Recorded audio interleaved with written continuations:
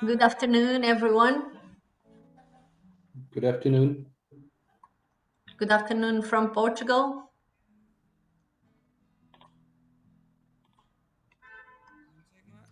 Okay, so maybe we wait 1-2 minutes and then we can start off. Okay. So the number of participants is increasing. Perfect.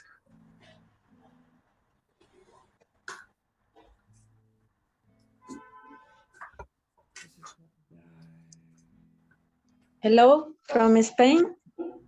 Hello. Hello, how are you? Hello, Spain. Hello. Welcome, Spain. Estamos Thank bien. you. Gracias. Sí, we too. Nosotros también. Hello, everybody. Hello, Arno.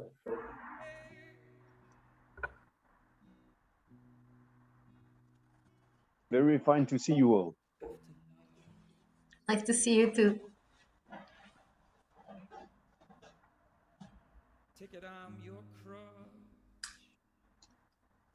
Right now we have 24 participants. Everyone can chat in the chat.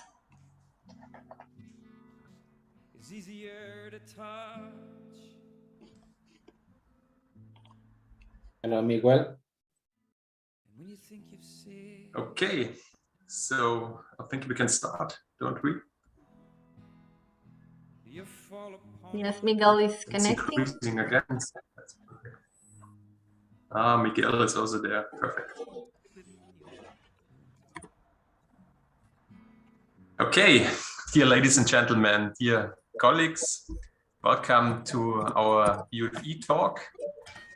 We in the Presidium, we are very happy that we have so many participants today. And it seems the topic is kind of interesting, and I'm totally with you. So tax fraud, tax avoidance, and tax competition are still there.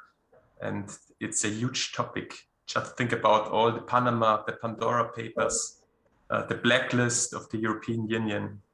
And we and our colleagues in the field, we see the fraud every day.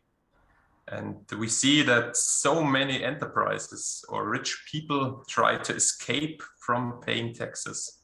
There are license boxes, tax havens, or the good old Liechtenstein Foundation.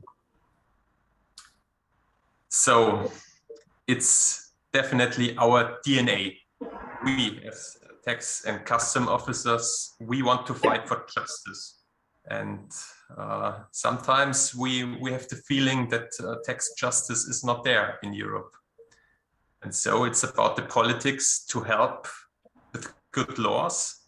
But however, we all know it's not just about good tax laws or maybe even a unified approach at the OECD level. We know that the best tax cases and the best tax laws are totally worthless if our tax and custom administrations cannot enforce them, because often we have way too many people. We have a lack of people. We have a lack of technique, and sometimes the training is not appropriate.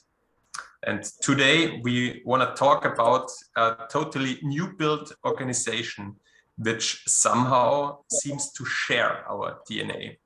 And this organization tries to fight for tax justice as well. It's called the European Tax Observatory. And I'm very happy to welcome you, Panos, in the name of UFE to our talk. Panos comes originally from Cyprus, but I must say it seems he's a true cosmopolitan. He has studied in Greece and even in Germany, here in Berlin, and his career brought him from London to Brussels, and now he's in Paris. So Panos, we are very happy that you will introduce the EU Tax Observatory to us. And I think yesterday there was a big day for the European Tax Observatory. You presented a third study to the publicity. And yeah, we look forward for your keynote. The word is yours. Thank you very much, Florian, and all the rest for joining the talk. It's an absolute pleasure to be with you today here. And it's such a great initiative to see as well from your part. I can tell like the connection that you have, and it seems that your organization as well is a truly European initiative, which is an absolute pleasure to see.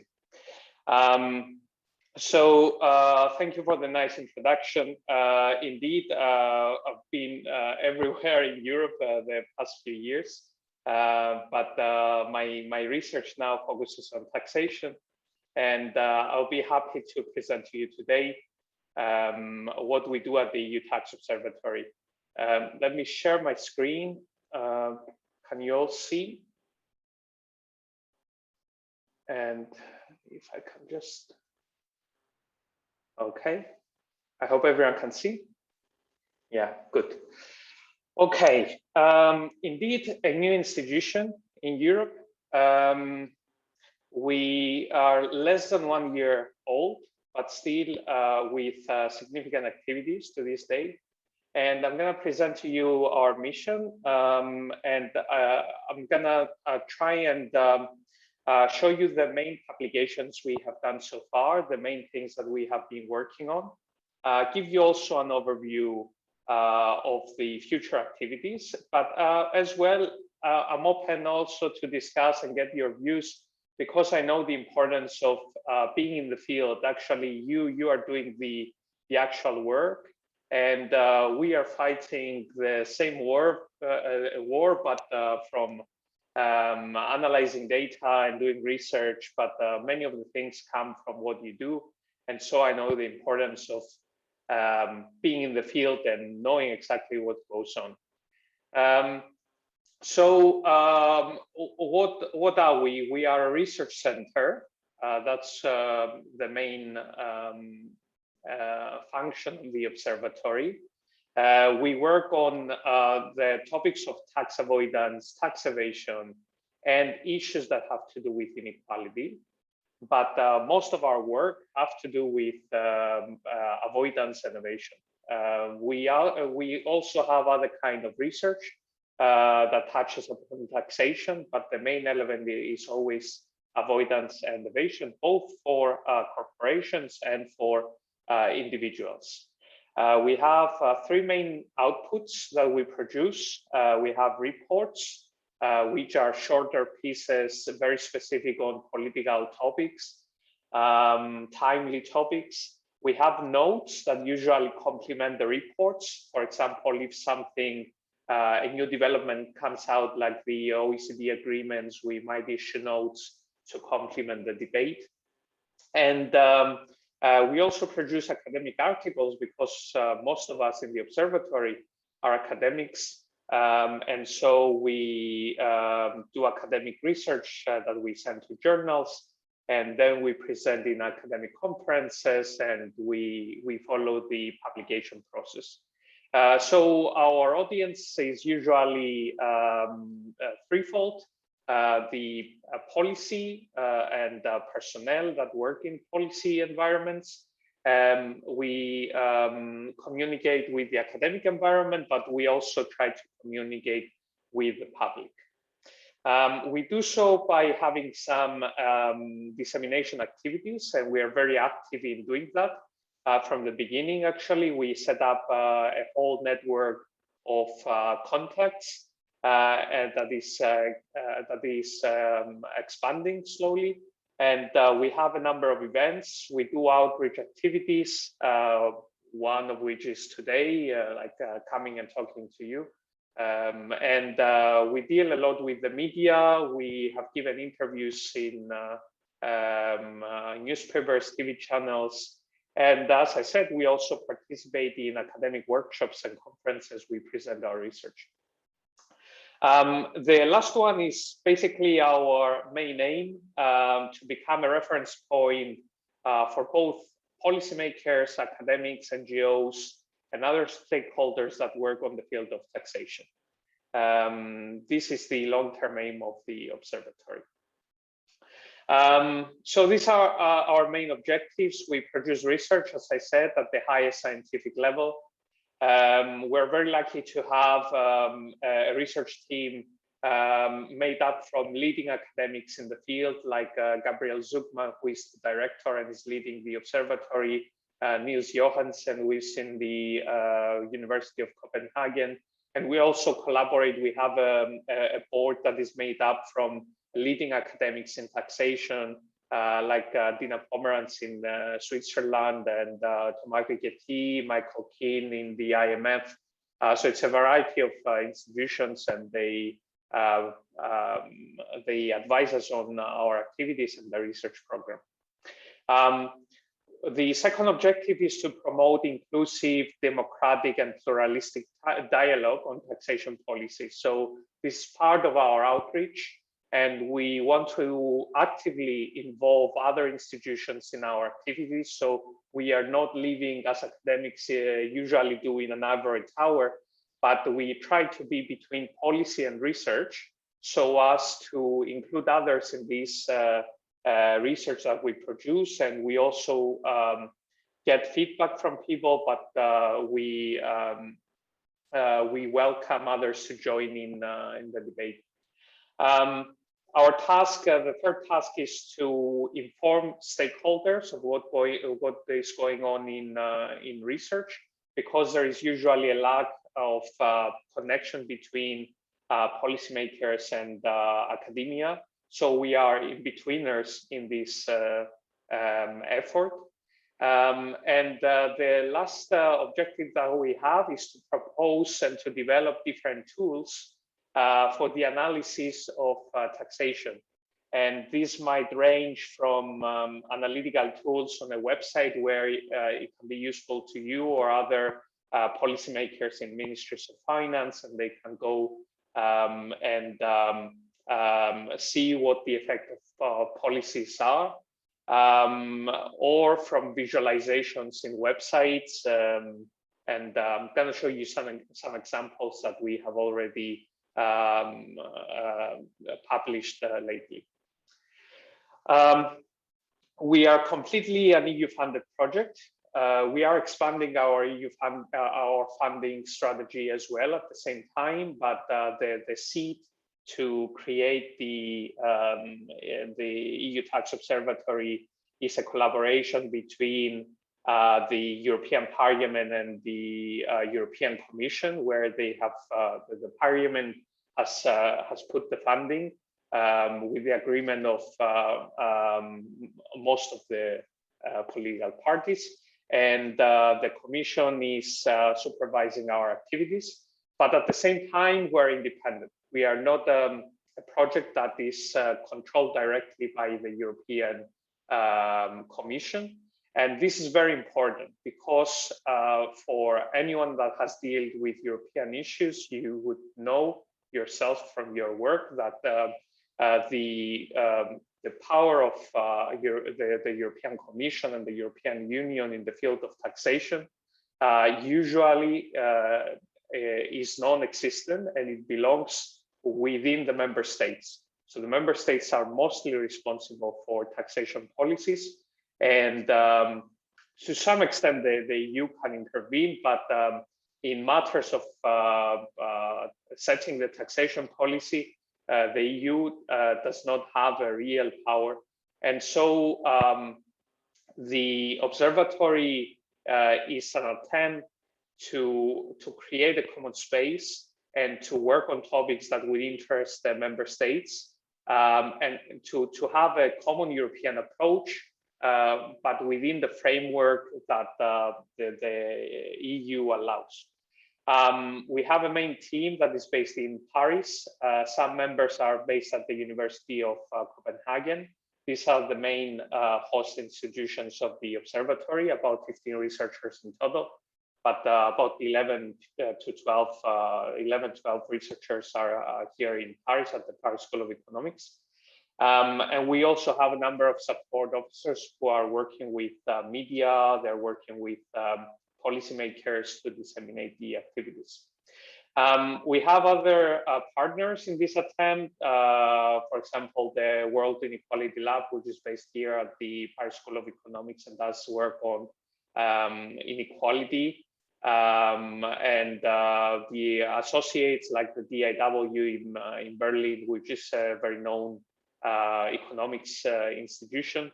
And these associates that we have are expanding all the time. But these are the starting institutions, at least in the consortium that we have put together. So all the time, as I have said, we are looking to cooperate with other institutions. The activities of the observatory started last January, so we are less than 1 year old. But the public appearance of the observatory, the launch happened in June. So we have been working behind the scenes for about 4 or 5 months before going public.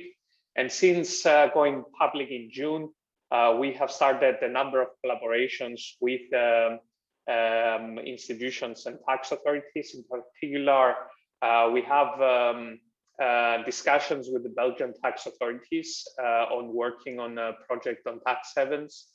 We have also collaboration with the Italian tax authorities on accessing Micro's country-by-country reporting data.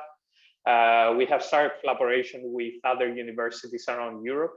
And the general idea is that slowly we don't stay only in Paris and in Copenhagen, in the core of the EU, but we spread also our collaboration to the periphery, and we work on topics that would interest the countries of the periphery as well.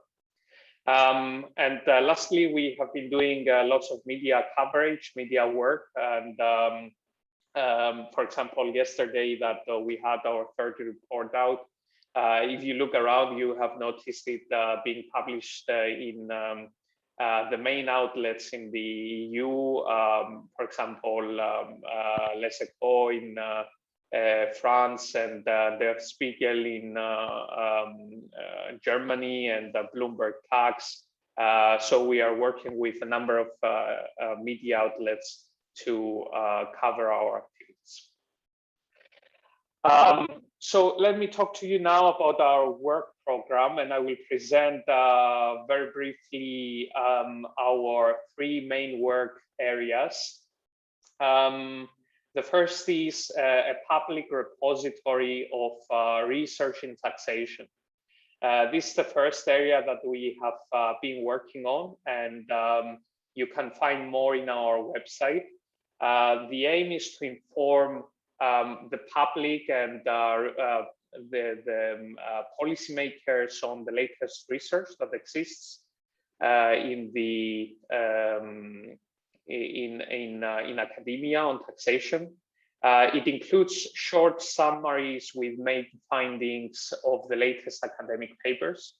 And so by doing so, we're looking to bridge this gap between academia and policymaking. At the moment, it covers the latest research and the most important research on corporate tax avoidance and tax evasion by individuals.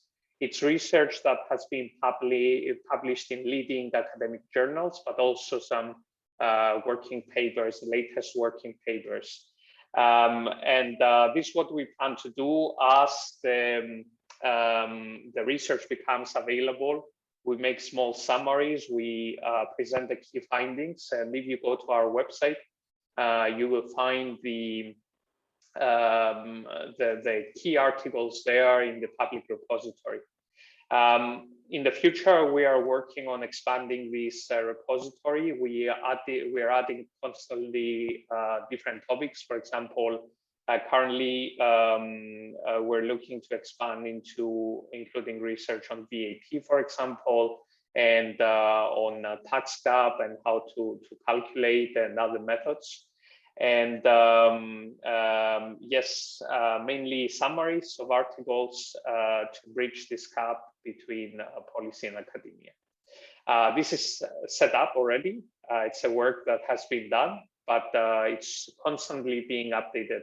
And I think it's a very helpful tool for anyone that wants to know more about tax avoidance and tax evasion and to enhance their knowledge about this. We have a second work stream, which is events. And here we have academic events and public events, policy events. We're looking into organizing 2 academic events, academic workshops and conferences every year. Already one took place last September, which was in joint collaboration with the European Commission, especially DigiTaxud and the Joint Research Center, which has also a research part on taxation.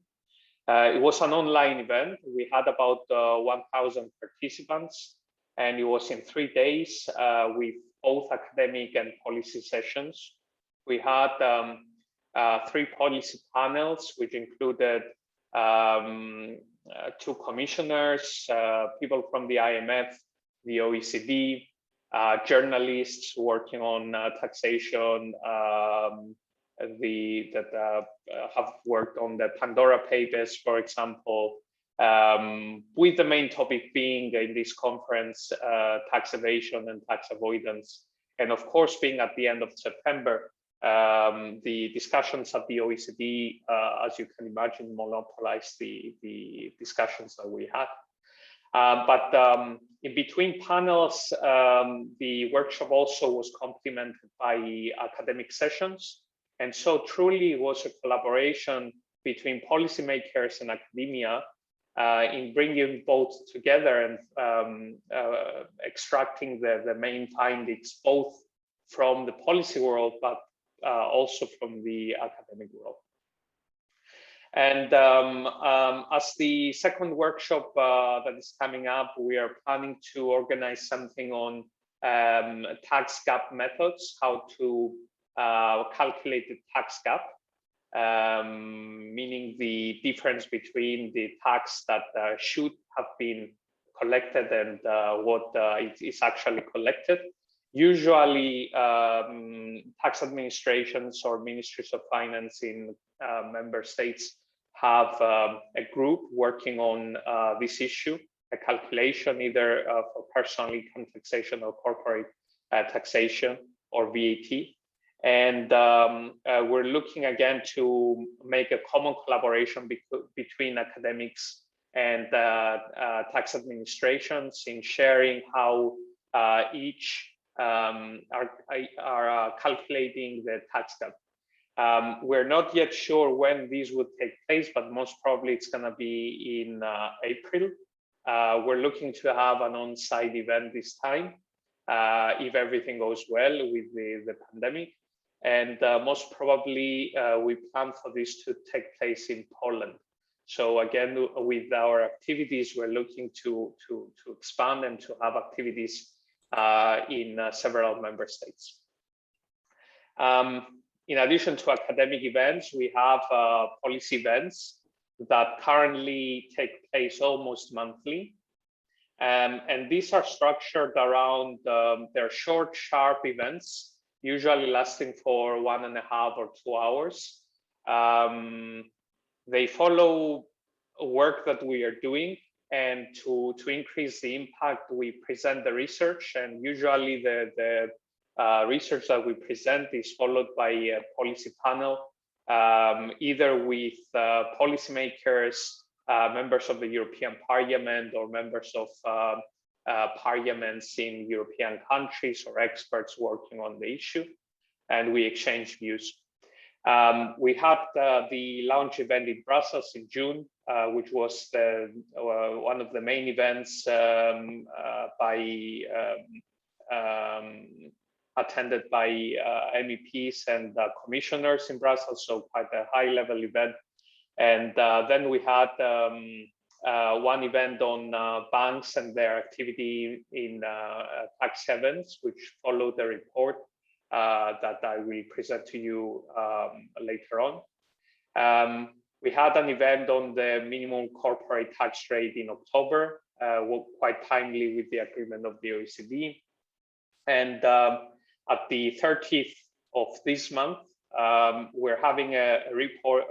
We are having an event following the publication of our report yesterday on tax competition and harmful tax regimes in the EU. In that one, we're having two researchers that have worked on the report from the EU Tax Observatory, and also two MEPs that are part of the FISC committee of the EU Parliament, namely Paul Tang of the SD, Socialists and Democrats Party, and Markus Ferber from the EPP, the European People's Party. Then we're planning to have a panel discussion during the World Inequality Lab in Paris, which is going to be in person, not online. And this will focus on, again, the discussion on the minimum taxation. And then we are planning for an event in Oslo, which is going to be a hybrid event on offshore real estate, who owns offshore real estate. And then we're planning also events in Madrid and Rome. So as you can see, a mixture of events that are coming up, and we plan to expand our activities to member states as we progress. So the third work program, it regards research, and this is actually the thrust of what we do. We have reports, we have notes, and we have research papers, as I said before. The first report was published in June, and it was about the tax deficit of multinational companies. Then we complemented this with a note on the carve-outs that were included in the agreement of the OECD, and I will say something about this. We had an additional report on the activities of banks in tax havens. And now we have the new forms of tax competition, the tax regimes that exist, the favorable tax regimes that exist in EU countries in November. And in our plans until the end of the year, we have a research paper on offshore real estate, which is a collaboration with a research team based in Norway. And in March, we plan to release something on a proposal to have an EU wealth tax as a response to the pandemic, which is a new topic. It's been discussed a lot in the US, but it hasn't been discussed at all in the European Union. And lastly, in May, we plan to release a paper on the distributional impact of profit shifting. So up to now, you can see that every 2 months, more or less, we are releasing a new study, and in 1 year we plan to have 7 studies overall. So we are more or less in the middle of our work program, and then from then onwards we are also working on new topics that will be announced around February or March. May I just interrupt you, Panos? Of course. So it will be in March 2020 and May 2020. So it's in the future, isn't it? Sorry, 2022, yes. Yeah, okay, got it. Apologies for this. So the date escaped, but yes, March 2022 and May 2022, the 2 papers here. So let me talk to you briefly for 3 of the research papers, namely, well, I will combine these 2, the June and the July ones, the tax deficit of multinationals and the incorporating the carve-outs as well. And then I will talk to you a little bit about the report on the banks, and then an overview of the latest report on the forms of tax competition.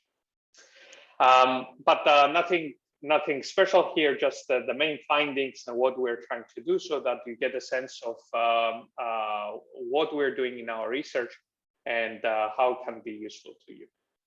So The first research was quite timely. It followed closely the discussions that happened at the OECD level. And our main point here was to simulate what kind of revenues the EU countries could receive under different agreements of the corporate minimum tax. If you remember at the time, this was released in June, agreement was not still guaranteed. So countries were still discussing between them, and it was only in a week later after our report was released that the G7 countries agreed to implement a minimum tax, and only in the beginning of July that the main elements of the minimum tax agreement were agreed. So in this report, we use country by country reporting data, as has been published by the OECD at the macro level. So we don't observe individual data that are sent to member states, but the OECD has macro data on every country. And at the time, we simulated 3 scenarios because we're not sure of an international agreement, but now we seem to have an international agreement. So at the time, we also proposed an incomplete agreement where only the EU implements minimum tax, and we also simulated a scenario where there is no coordination. But I will focus mostly on the international agreement, since now we have an international agreement. So what is the idea here? The idea is that suppose we have an agreement at the 15% minimum corporate tax rate, and there is a company that is headquartered in Germany, to give you a specific example, with an effective tax rate at 10%, records this 10% in Singapore. Then Germany would be able to impose an additional 5% so as to increase the effective tax rate to 15%.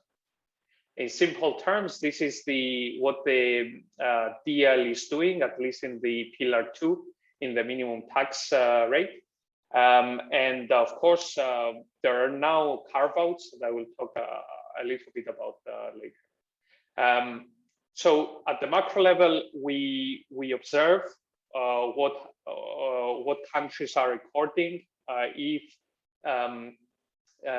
countries have companies headquartered in their country, and what is their activity in other countries, so we can calculate what additional tax they can impose so as to increase the effective tax rate to the 15% and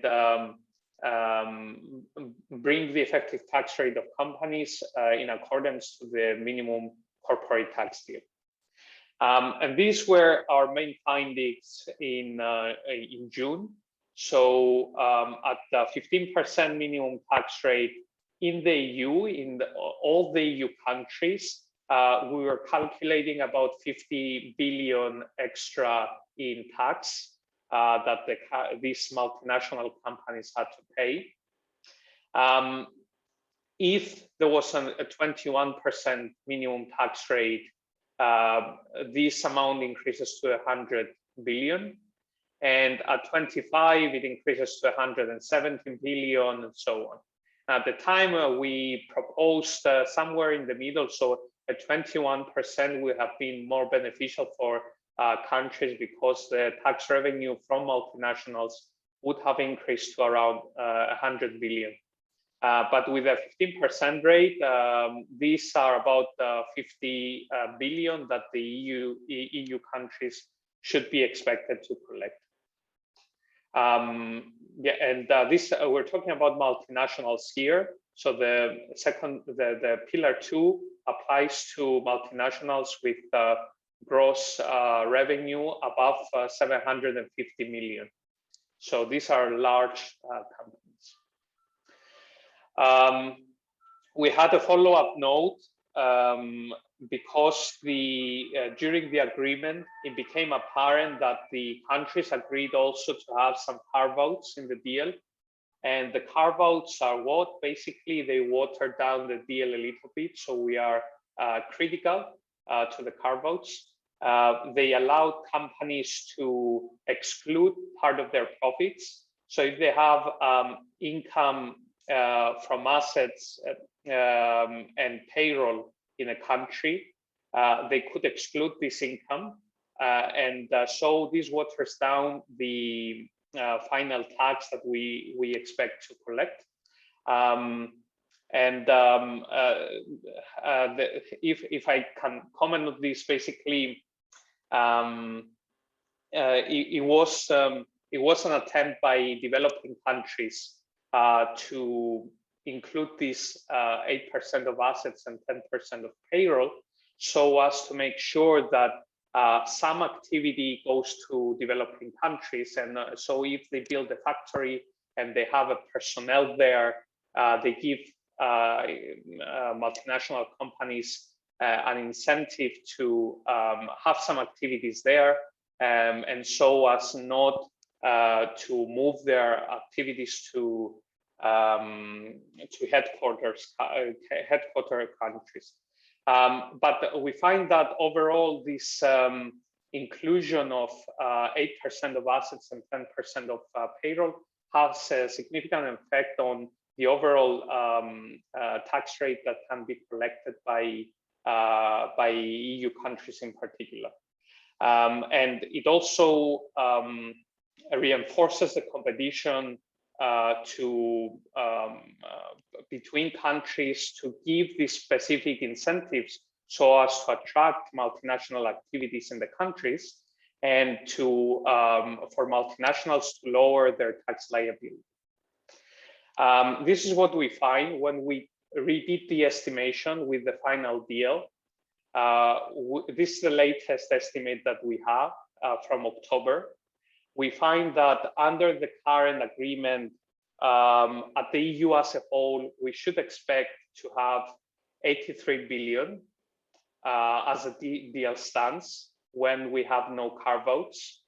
But then when we include the effect of the carve-outs, this total amount, the total amount that we have, we should expect from multinationals drops to 64 billion. Then, okay, this slowly, the benefits that are given to multinationals, they decrease to about 5%. And then we should expect about 71.5 billion every year.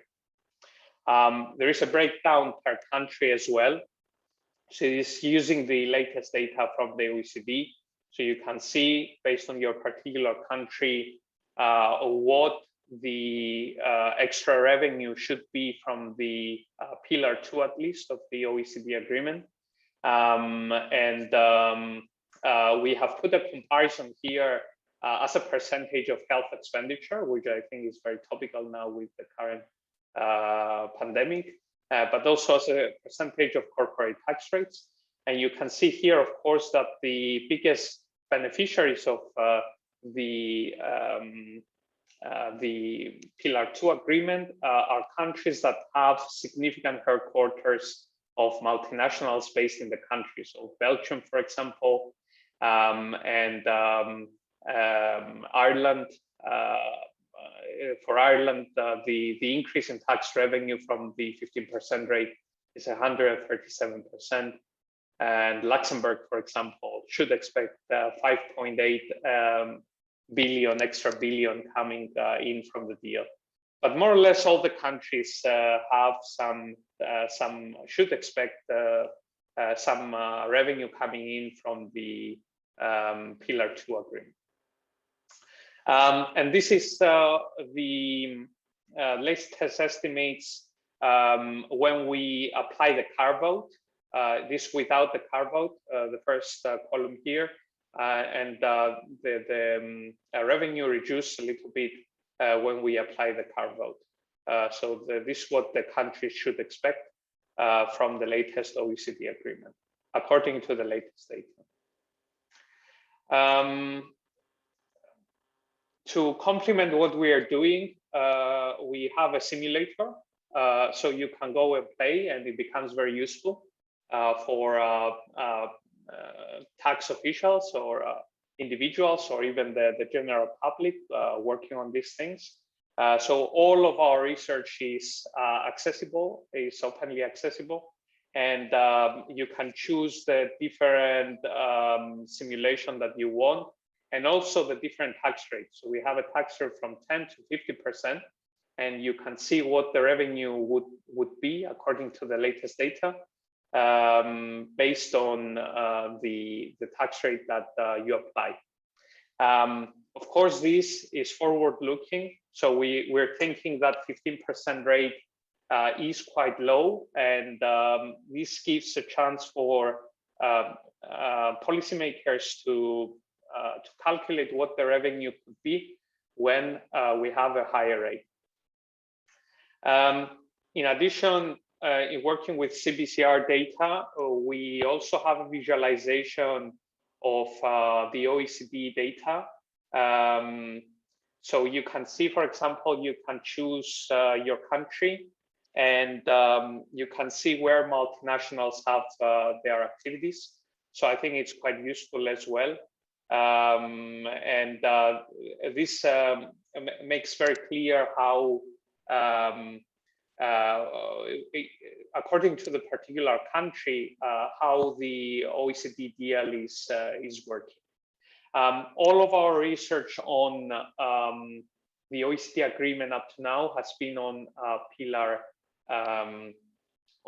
2, but we plan to work on pillar 1 as well in our next work program. So from next summer onwards towards the autumn, we also plan to complement the research with additional material on pillar 1, so that we have the whole effect on the taxation of multinationals and the new tax norms that are discussed and are being agreed now at the OECD. We're just waiting for the latest agreement to be finalized in December to have all the elements in place and start working on this. The second report has focused on the activities of banks in tax havens. It's a related topic, but here we know a little bit more because of this 2013 Capital Requirements Directive that came into effect in 2014. And it made mandatory for the banks to disclose publicly their activities. This will apply in the EU for other multinationals as well. It has currently been agreed in the EU Parliament, and there is a directive on this as well. So from 2024, if I'm not mistaken, all the multinationals that have activities in the EU should disclose publicly their activities. So if you have activities in tax havens or in other countries, you as a multinational, you should disclose it in your financial statement. And so we, instead of working with macro data like before, now we have a specific data on banks, and we know exactly where they have their activities. And this has have been hand collected by my colleagues here, Julia, Mona, and Paul Emmanuel, who have worked on this study.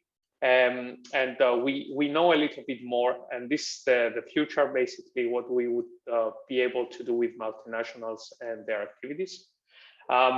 We have 36 banks that are in the sample in the EU. These are systemic banks, basically. And we identify tax havens, which they're based. We find that banks are using specific tax havens, which are shown here. We do different things. Firstly, we document the trends that we find since 2014, since the regulation came into force. And we find that more or less the trend of using tax havens in the EU by EU banks has been more or less stable at 20%. So banks use book 20% of their profits in tax havens. And there seems to be a stable trend despite the increase in information and despite the Pandora papers and the Luxembourg leaks and so on. So this doesn't seem to deter the banks from using tax havens. We can see here the effect, for example, when we look at the percentage of employees. They have very, very few employees in tax havens, yet they book profits. At the same time, if we compare the profitability, the profits that they book in tax havens, but divide them by the employees, then you can see that these are quite high, which means that they don't have a real economic activity in these countries. They just use this as a way to lower their tax liability. We also find that there is a wide diversity between banks. It's not all the banks that use these channels, but there seems to be particular banks that make use. For example, the big investment banks like RBS, Barclays, HSBC that is using Hong Kong in particular to lower their tax liability. Here, Monte dei Paschi has a start here. Basically, it's to 2017 data, and Monte dei Paschi was rescued in that particular year, so it has no profits. So it's not that it's using a particular tax haven. But you see here, there is a wide activity, and these are the mean effective tax rates, what banks have been paying as a tax over the years as a percentage of their revenue. We also do a calculation of what countries should expect to collect from banks now that the 15% tax rate has been implemented. And here, the biggest beneficiary is the United Kingdom, of course, because it has quite a few headquarters based there. And France is also, these are in million, by the way, $1 million. Bank is the other beneficiary, and Italy, and so on. So there is some benefits to be expected from the 15% rate, but they would have been even higher if the tax rate was higher. So if it was at 21%, then countries should have expected to receive more from the banking sector. So this is the main summary of the results. Summary of results from this study. We find that they book around 20 billion or 14% of their profits in tax havens, and this is a stable trend. It hasn't changed at all since 2014, despite the more initiative to have more information, despite the pressure from the public from additional leaks. And this indicates that more must be done to deter tax haven activity. Namely, the public disclosure of information is not sufficient to make multinationals and banks to deter them from using tax havens. And so the imposition of a minimum tax rate is a necessary condition to complement the public disclosure at the same time.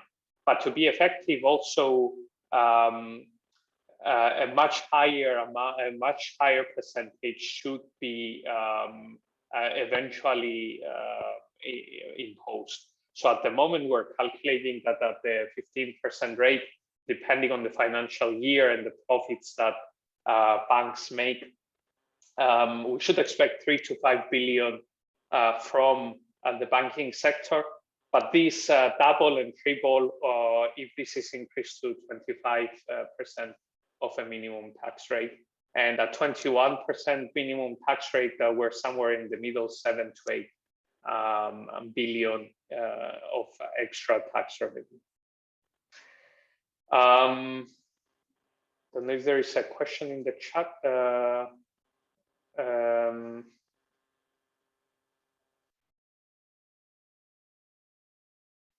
Concerning France, yes.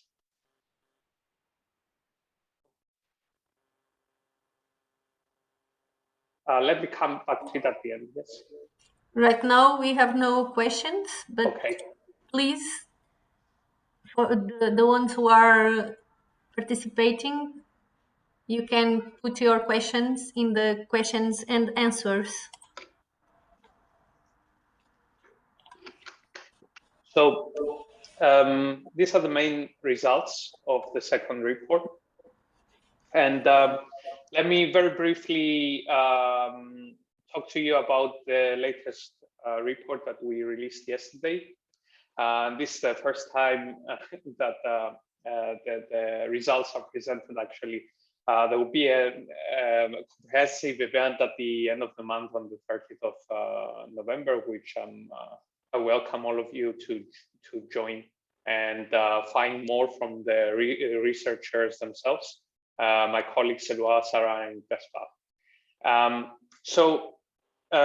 What we're doing here for the first time in the EU, at least, we document the different tax regimes that have been introduced by European countries. We find that these regimes have been increasing.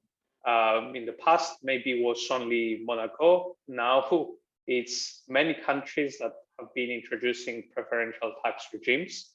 What is the overall effect here? The imposition of regimes, firstly, they give a preferential treatment to a number of individuals. They lower the tax base as a whole in the EU. There is no coordination mechanism between countries. It has been, I think, a response out of the economic crisis of the 2010s for most of the countries as a way to raise revenue. But at the same time, their increase now needs a European approach because they risk having a drive to the bottom. We find that they are becoming more and more preferential, and essentially countries make laws for a few individuals.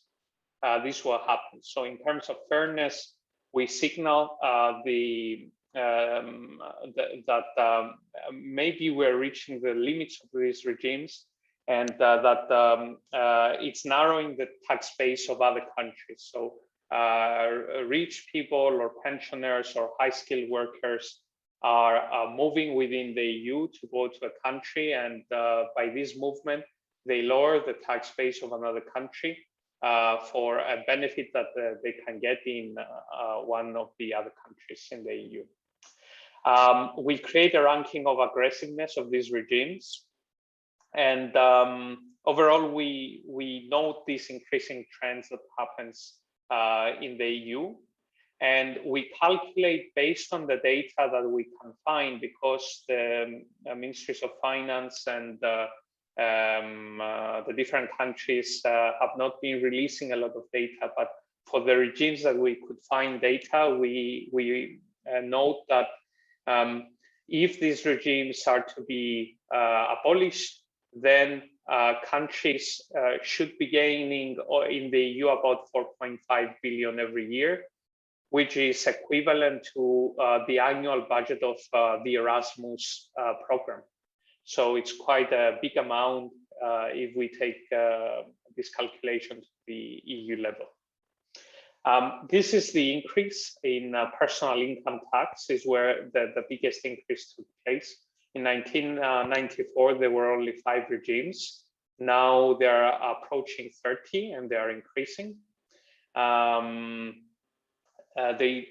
is a range of regimes. Most of these target high-income individuals. They also target pensioners. They target high-skilled workers, and they try to attract them to come into the country. I'm sure that many of you would be familiar with the details if you have been working on these schemes in your country. This is a ranking of aggressiveness that we have put together. It depends on the duration of the regime, the remuneration conditions, the different magnitude, how many years it lasts, and so on. The most aggressive regimes that we find is the one in Greece and the one in Italy, for example. These give a flat tax rate, a flat tax of 100,000 every year, regardless of your income. So you just have to pay 100,000 euros every year on your worldwide income. So it's a regime that targets millionaires and billionaires who have otherwise had a very high tax rate, but by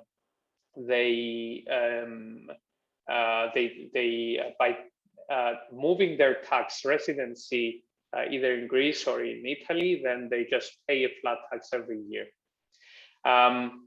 You can also see the pattern here. It was firstly introduced in Italy, and Greece introduced this regime in 2019, 2020, I think. And so this is indicative of the competition that takes place, and the same with pensions. So you have a preferential treatment of pensioners. I think it was Portugal that introduced this in 2010, if I'm not mistaken, initially with a 0% tax rate.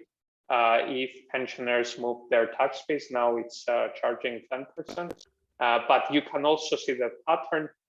Greece and Cyprus introducing similar regimes to attract pensioners to be based in the country. And Italy also, and then a number of other incentives that are being used. But with this, we note firstly that many of these movements happen within the EU.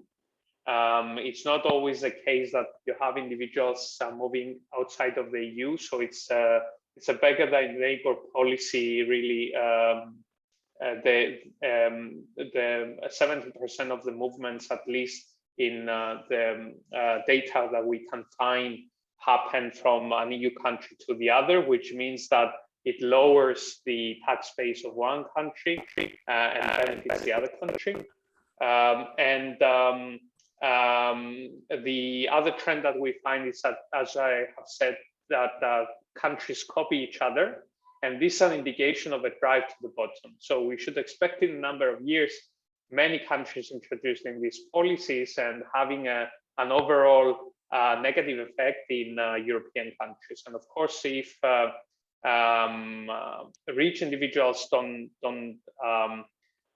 contribute to the taxation system, it's mainly the lower and middle class that cannot move their tax bases so easily, and corporations as well, and VAT that carry the burden of taxation policy and the welfare systems that we have in Europe. As I said, this is a lower bound estimation that we have. It doesn't include all the schemes because we don't have all the schemes.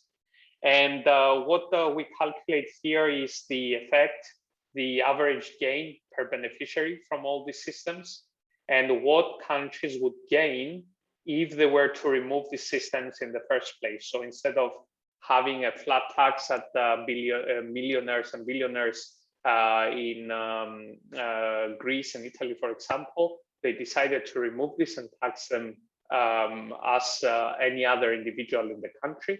And we find more or less that countries stand to gain 4.5, 4.6 million.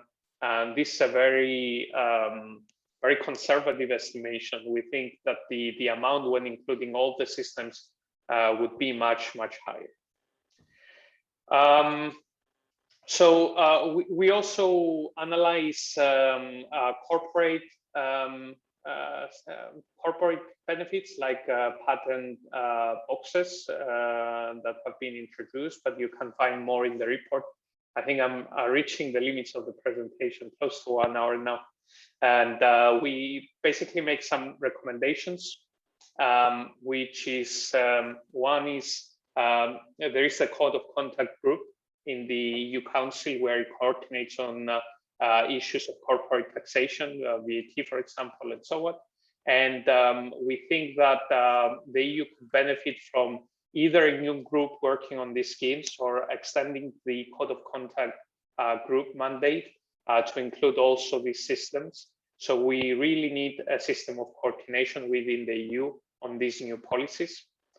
Alternatively, we could also consider in the EU expatriate taxation options. So a move closer to the US system, where if you have the passport of the country, you're continued to be liable for taxes for a number of years at least, even if you change your tax residency. And so you nullify any kind of benefits that you should be expected to receive from a lower tax base. And for the corporate schemes, we can consider a limit to the deductions that lower the corporate tax base as a whole.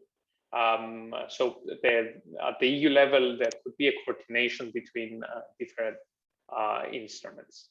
So this overall, I think the thrust of our activities in the past few months. I hope I gave you a good overview. We have more projects coming up on different issues. We also plan to include VAT in our research. We plan to include the real estate. We plan to include distributional issues in months to come. Yes, overall, research, policy events, and outreach events to inform the public and policymakers on these topics with considerable EU value. We're always open for collaborations and establishing a relationship. So both with the organizations that you work for, either at taxation organizations, tax administrations, or also the unions in hearing from you, but also to communicate our findings. You're always welcome to join our events, and you can find more in our website. And if you would like to get in touch, we're always glad to hear from you and to collaborate. So thank you very much. The usual remarks at the end that we're funded by the EU, but we're not. We're quite independent in our opinion. So thanks a lot for that.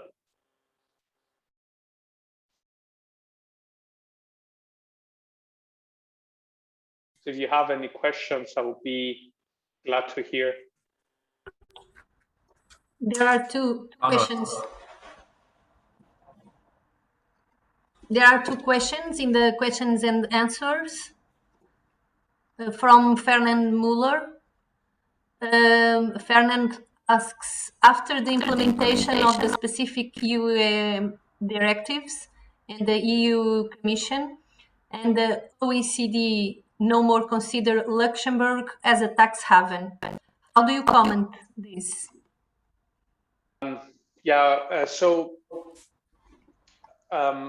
By the definition of the list of tax havens in the EU, Luxembourg indeed is not a tax haven. And there is a general discussion in the EU going on now on what is a tax haven. There is no real definition. In our report about the banks, we have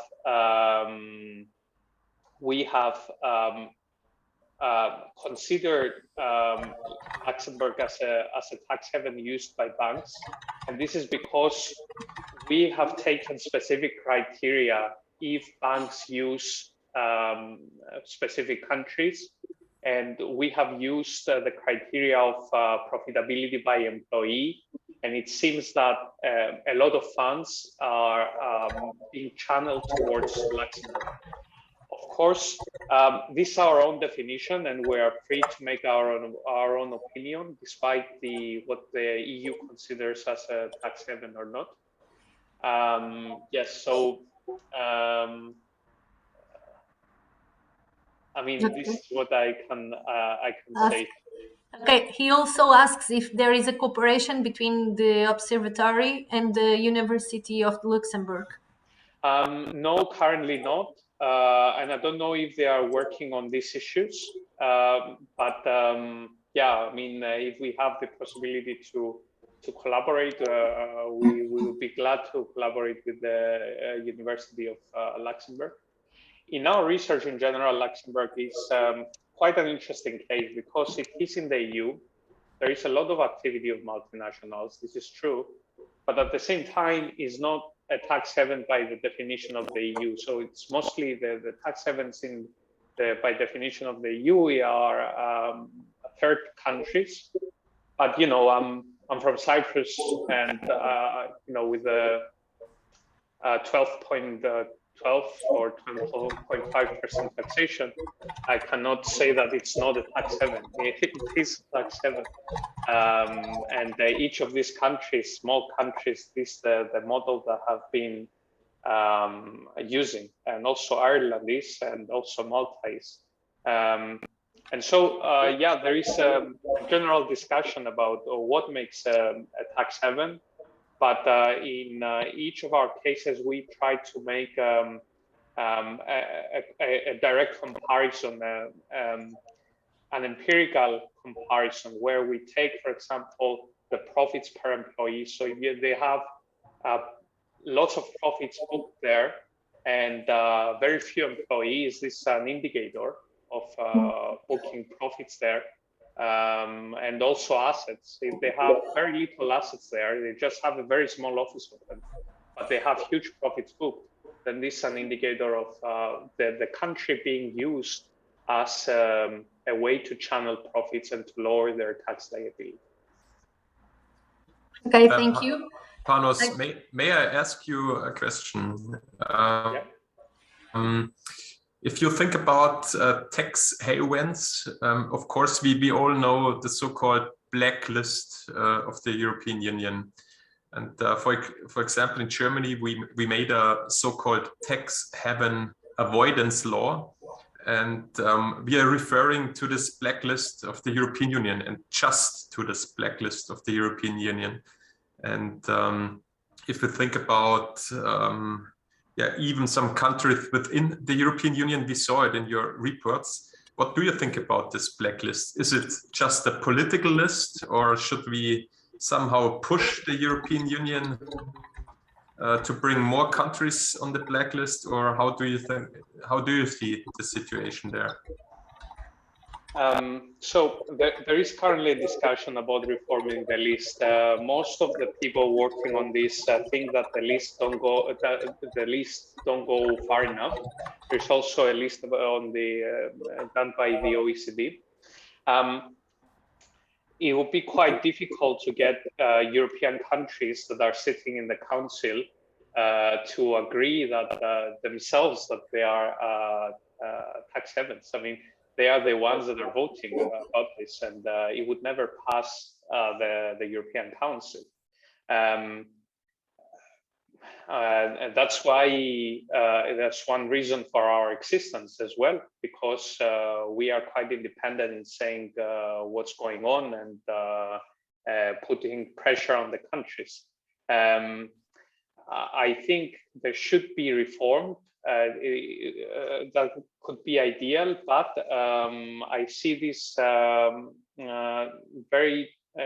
be very difficult, and it won't happen anytime soon, especially when it regards European countries. And that's why we need other measures like the 15% minimum tax rate or even a higher tax rate. But by naming and shaming through a list, I don't think that many things could happen. The list could be reformed, though, to be a little bit positive towards countries outside of the EU. So currently now, there are a few countries that are considered not to be cooperative with the EU in addressing a number of issues. But this can be extended. The criteria can be extended and become more strict so as to put pressure in the countries. So they can be linked, for example, with the current OECD agreement, if it's implemented and all the elements, and also with the exchange of information. So this, I think, could be a solution. But within the EU, it's up to us to coordinate and to put pressure in reforming the taxation systems. Yeah, that sounds good. Regarding the minimum tax rate, there was one chart which was quite impressive. Ireland would gain 12.5 billion, I guess, each year. Of course, it's so the question is, what would the multinational enterprises do after Ireland would put 15% rate? So do you think they would escape? Because I could imagine they would never get this 12.5 billion, sorry, because they would go to some other place. So. Yeah, indeed. So our simulations don't take into account the movement, what we call in economics the behavioral response of multinationals. Everything is static in our model, and only after the implementation we will be able to tell what truly happens. Unfortunately, we cannot foresee from now, and I'm quite honest with you, we cannot foresee the movement of multinationals after the implementation of the deal.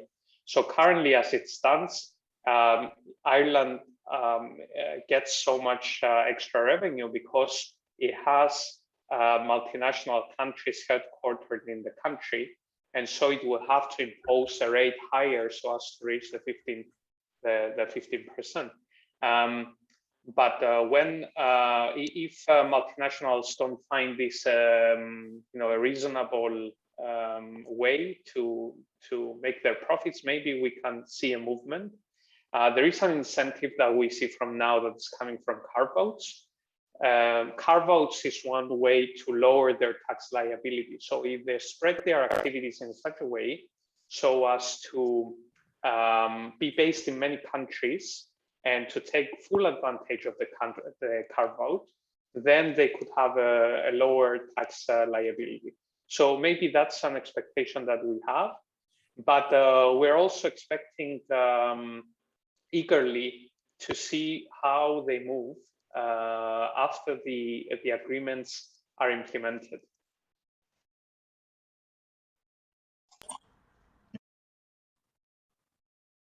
Yes, Panos. I don't know if you hear me.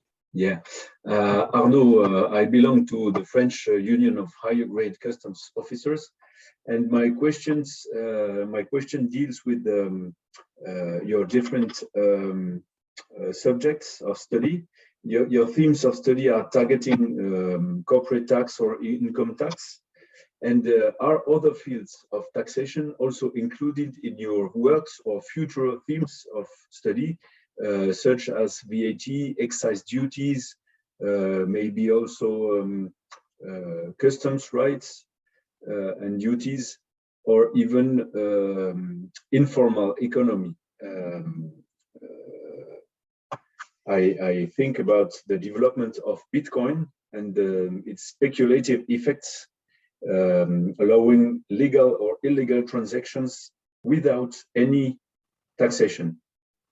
We should maybe ask questions to Europe about this Bitcoin and how many billion euros are not collected. That's my questions. Thank you. Yeah, thanks a lot, Arnaud. That's a truly very good question, I think. We plan to have studies on VAT in the future, for sure, because it's one of the most important, if not the most important tax in Europe. And especially there, the questions focus on the VAT gap and how to increase formality, how to reduce the VAT gap.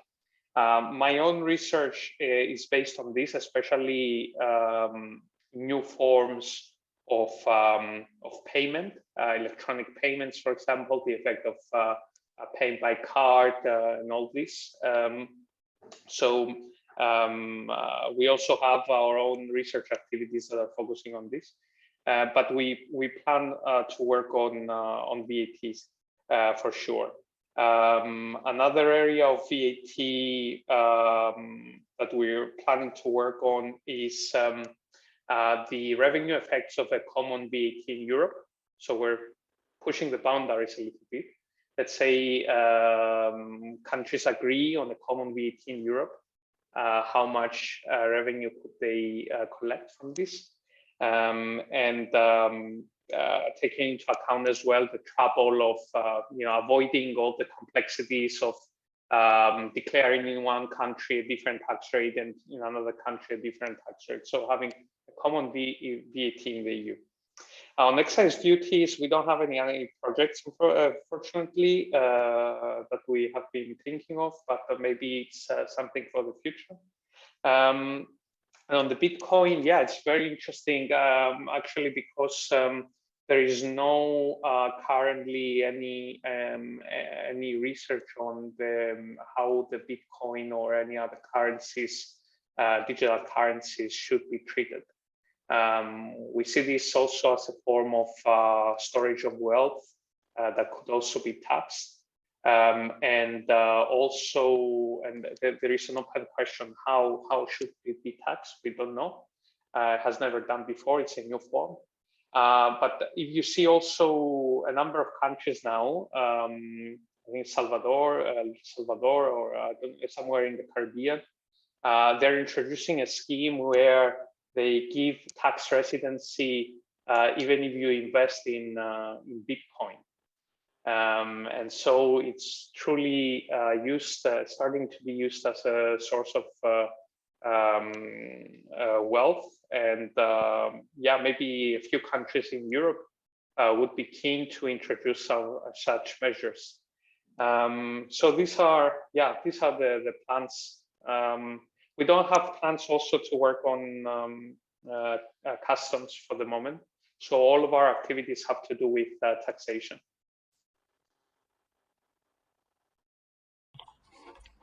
Okay. So I guess we are reaching to the end. There are no more questions.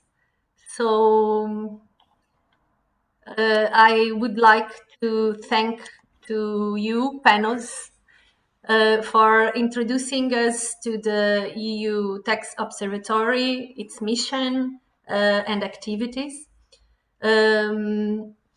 These researches that you are doing and all the work are very useful, especially because you are an independent organization. And all this is very useful to help policymakers, academics, and other important players in the taxation field. The taxation policies established by the government influence the levels of tax justice. But I would like to say that the workers of the tax and customs authorities, the tax officers, the tax inspectors, we are fundamental in this fight in our countries, because we are the ones who put in practice all these policies. We help the citizens with their tax duties, the ones that accomplish with their duties. But we also fight against the fraud, the tax avoidance, the tax evasion in the fields. This is not an easy fight. Often we don't have enough means.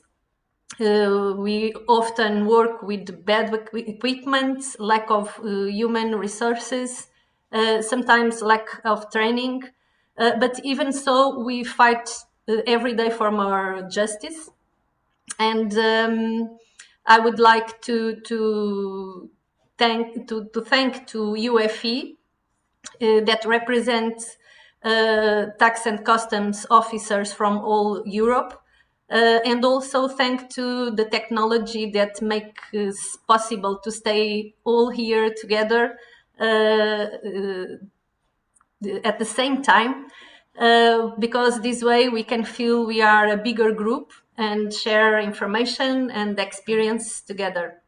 So I believe this was another UFE talk that was very helpful. I would like also to thank everyone who were here today, and also thank to everyone who will watch this later, because we will record and share for all the people who couldn't make it today. And I hope to see you all soon in another UFE talk. Thank you very much. Thanks a lot. Pleasure being with you. Bye. Have a great evening all. Bye-bye. Adios. Bye bye. Thanks to be here. Adios. Bis bald.